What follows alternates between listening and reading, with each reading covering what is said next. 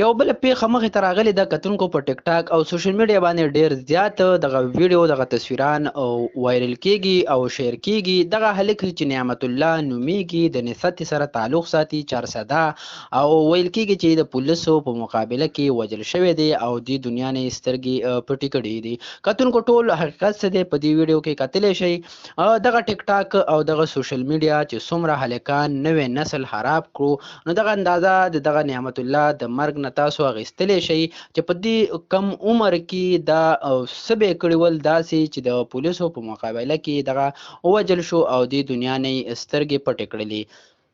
کتونکو لا تر اوسه پورې دغه واضحه شوې نه ده. پولیسو لا تر اوسه پورې د دې باره کې څه نه دي ویلي چې دغه هلک نعمت الله په څه کار کې ملوث و او په کومه وجه ده د پولیسو مقابله کې ووجل شو.